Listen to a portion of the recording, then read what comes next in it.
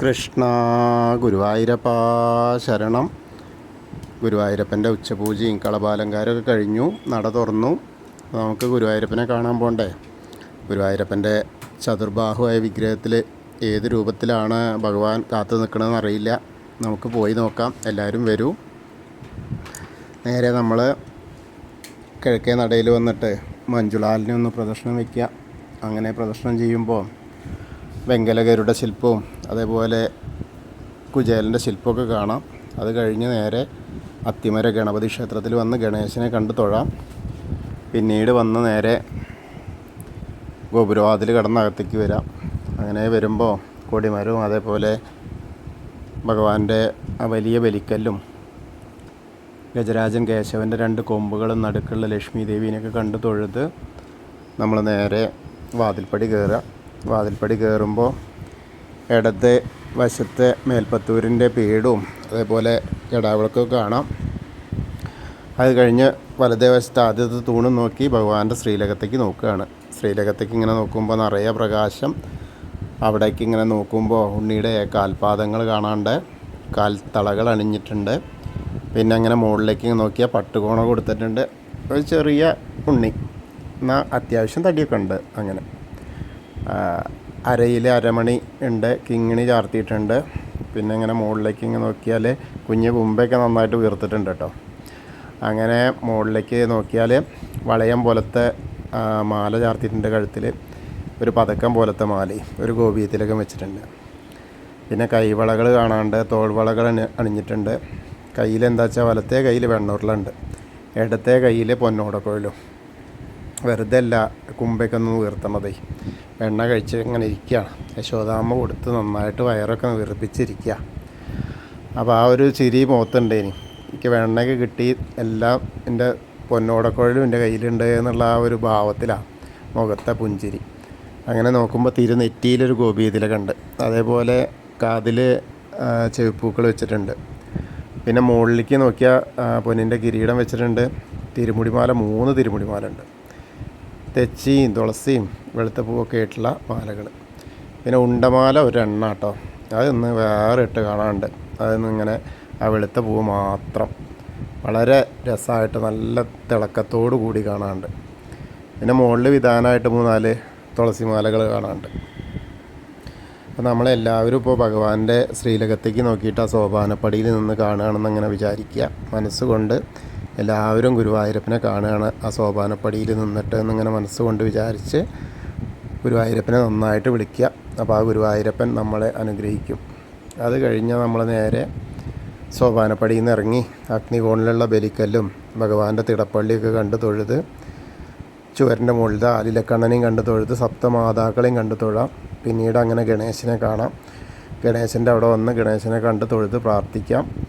ഏകദന്തം മഹാകായം തപ്തകാഞ്ചന സന്നിപം ലംബോദരം വിശാലാക്ഷം വന്ദേഹം ഗണനായകം. അത് കഴിഞ്ഞ് സരസ്വതി അറയിലേക്ക് നോക്കുക. സരസ്വതി ദേവീനെ കാണുക. സരസ്വതി നമസ്തുഭ്യം വരദേ കാമരൂപിണി വിദ്യാരംഭം കരിഷ്യാമി സിദ്ധിർഭവതു മേ സദാ. പിന്നീട് അങ്ങനെ വന്ന് നേരെ ആ കോർണറിലെത്തിയ ചെറിയ ഗണേശനെ കണ്ട് തൊഴാം. മത്സ്യം, കൂർമ്മം, വരാഹം, നരസിംഹം വരെയുള്ള രൂപങ്ങളൊക്കെ കണ്ട് തൊഴുത് മേൽശാന്തിൽ അവിടെ നിന്ന് അർച്ചനപ്രസാദം വാങ്ങാം. അത് കഴിഞ്ഞ് നേരെ വാമന രൂപവും ഗജേന്ദ്ര മോക്ഷത്തിൻ്റെ രൂപമൊക്കെ കണ്ട് തൊഴുത് അനന്തപത്മനാഭസ്വാമിയെ കാണാം. അനന്തശായിയായ അനന്തപത്മനാഭസ്വാമിയെ കണ്ട് തൊഴുത് പ്രാർത്ഥിക്കാം. അത് കഴിഞ്ഞാൽ നേരെ ഗരുഡൻ്റെ പുറത്തിരിക്കുന്ന ആ മഹാവിഷ്ണുവിനെയും കണ്ട് തൊഴുത് ശ്രീകോവിലിൻ്റെ പുറകുവശത്ത് വന്ന് സാഷ്ടാംഗം നമസ്കരിക്കുക. നമസ്കാരമൊക്കെ കഴിഞ്ഞ് മുകളിലേക്ക് നോക്കിയാൽ നരസിംഹസ്വാമിയെ കാണാം. അതേപോലെ തന്നെ തൊട്ട് താഴെ ആ ശരശയ്യയിൽ കിടക്കുന്ന ഭീഷ്മപിതാമഹൻ, അതേപോലെ ശ്രീകൃഷ്ണനെയൊക്കെ കാണാം. അങ്ങനെ അത് കണ്ട് നമ്മളവിടുന്ന് പോകുന്ന ബാക്കിയുള്ള ദശാവതാര വിഗ്രഹങ്ങൾ ശ്രീരാമചന്ദ്രൻ, ബലരാമൻ, ഭാർഗവരാമൻ, ശ്രീകൃഷ്ണനെയൊക്കെ കണ്ട് തൊഴുത് മുരുകനെയും കണ്ട് തൊഴാം. പിന്നീട് ഹനുമാൻ സ്വാമിയെ കാണാം. ഹനുമാൻ സ്വാമിയുടെ അവിടെ നിന്ന് കാര്യമായിട്ടുള്ള അധികം അലങ്കാരങ്ങളൊന്നുമില്ല, കുറച്ച് കുങ്കുമം മാത്രമേ ഉള്ളൂ. പ്രാർത്ഥിക്കാം. ത്വമസ്മിൻ കാര്യനിര്യാഗേ പ്രമാണം ഹരിസത്തമ ഹനുമാൻ യജ്ഞമാസ്തായ ദുഃഖക്ഷയകരോ ഭവ മനോജവം മാരുതതുല്യവേഗം ജിതേന്ദ്രിയം ബുദ്ധിമതാം വരിഷ്ടം വാതാത്മജം വാനരയൂഥമുഖ്യം ശ്രീരാമദൂതം ശിരസാ നമാമി. ബുദ്ധിർബലം യശോധൈര്യം നിർഭയത്വം അരോഗത അജാഡ്യം വാക്പടുത്തം ഹനുമസ്മരണാത് ഭവേത്.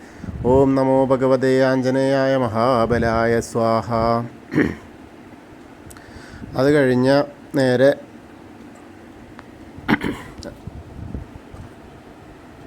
രാധാകൃഷ്ണ വിഗ്രഹവും കാളിയമർദ്ദന രൂപവും വെണ്ണക്കണ്ണനെയൊക്കെ കണ്ട് തൊഴുത് ഓവിൻ്റെ അവിടെ വന്ന് പ്രാർത്ഥിക്കാം. പിന്നെ തൊട്ടടുത്തുള്ള താമരക്കണ്ണനെ കണ്ട് തൊഴാം. പിന്നീട് നേരെ കിഴക്ക് വശത്തേക്ക് മുകളിലേക്ക് നോക്കിയാൽ കൊടിമരം കണ്ട് തൊഴാം. പിന്നെ മണിക്കിണറും ഭഗവാന്റെ നൃത്താറിയും കെടാവിളക്കൊക്കെ കണ്ട് തൊഴുത് നേരെ അടുത്ത അറയിലേക്ക് എത്തുമ്പോൾ കുറൂരമ്മയും നാരദരെയും മേൽപ്പത്തൂരിനെയും വസുദേവരെയൊക്കെ ഇങ്ങനെ കണ്ട് തൊഴുത് നേരെ വടക്കേ നടയിൽ കൂടെ പുറത്ത് വന്ന് പ്രസാദ കൗണ്ടറിൻ്റെ അവിടെ നിന്ന് ചന്ദനവും തീർത്തൊക്കെ വാങ്ങാം. വീണ്ടും നമ്മൾ ഇടത്തരികത്ത് കാവിലെ ഭഗവതിയെ കാണാനായിട്ട് പോവാം. നമ്മുടെ അവിടെ എത്തുമ്പോൾ നമ്മ ഗോളകയാണ് മുഖത്തൊക്കെ. പിന്നെ ചുവന്ന പട്ടുടുത്തിട്ടുണ്ട്. ധാരാളം പൂക്കളുണ്ട്, അർച്ചന പൂക്കളുണ്ട്, മാലകളും ചാർത്തിയിട്ടുണ്ട്. അമ്മയെ കണ്ട് പ്രാർത്ഥിക്കാം. സർവമംഗളമാംഗല്യേ ശിവേ സർവാർത്ഥസാധികേ ശരണ്യേ ത്രയംബകേ ഗൗരി നാരായണി നമസ്തുതേ. അമ്മയെ കണ്ട് തൊഴുത് അവിടുന്ന് വരുമ്പോൾ ആ കോർണറിലെത്തിയാൽ വടക്ക് പടിഞ്ഞാറ് ഭാഗത്തേക്ക് നോക്കി തിരിഞ്ഞു നിന്ന് മമ്മിയൂരപ്പനെ മനസ്സിൽ വിചാരിക്കുക. നമശിവായ നമശിവായ നമശിവായ എന്നുള്ള പഞ്ചാക്ഷരി മന്ത്രം ജപിക്കുകയും ചെയ്യുക. അപ്പോൾ നമ്മൾ മമ്മിയൂർ പോയിട്ട് ദർശനം കിട്ടിയ പോലെയാവും. വീണ്ടും നമ്മൾ കൊടിമരത്തിൻ്റെ അവിടെ വന്നിട്ട് ഭഗവാന്റെ ശ്രീലകത്തേക്ക് നോക്കിയിട്ട് ആ വെണ്ണക്കണ്ണനെ കണ്ട് തൊഴാം, നമസ്കരിക്കാം. പിന്നീട് കൂത്തമ്പലത്തിലും വന്ന് തൊഴുത് നമസ്കരിക്കാം. പിന്നീട് അയ്യപ്പസ്വാമിയെ കണ്ട് പ്രാർത്ഥിക്കാം. ഭൂതനാഥ സദാനന്ദ സർവഭൂതദയാപര രക്ഷ രക്ഷ മഹാബാഹു ശാസ്തേ സ്തുഭ്യം നമോ നമ. അവിടുന്ന് അങ്ങനെ തൊഴുതു വന്ന് പടിഞ്ഞാറ നടയിലുള്ള ദീപസ്തംഭത്തിൻ്റെ മുകളിലുള്ള വേണുഗോപാലിനെയും കൊടിമരത്തിൻ്റെ മുകളിലുള്ള ഗരുഡധ്വജനെയും കണ്ട് തൊഴുത് പടിഞ്ഞാറ നടയിൽ കൂടെ പുറത്ത് വന്ന് രുദ്രതീർത്ഥ കുളത്ത് പ്രദക്ഷിണം ചെയ്യുക. പ്രദക്ഷിണം ചെയ്യുമ്പോൾ നടുക്കിലേക്ക് നോക്കിയാൽ കാളിയമർദ്ദന രൂപിയെ കണ്ട് തൊഴാം. പിന്നീട് അങ്ങനെ പൂന്താനം തിരുമേനി പൂജിച്ചിരുന്ന വിഗ്രഹമുള്ള നാരായണാലയത്തിൽ പോയിട്ട് അത് കണ്ട് തൊഴുത് പ്രാർത്ഥിക്കാം.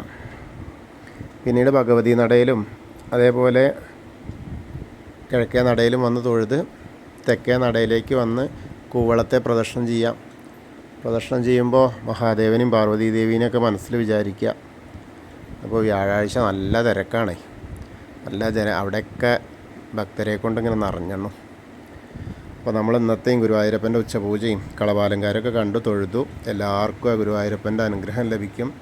കൃഷ്ണായ വാസുദേവായ ഹരയേ പരമാത്മനി പ്രണതക്ലേശനാശായ ഗോവിന്ദായ നമോ നമ.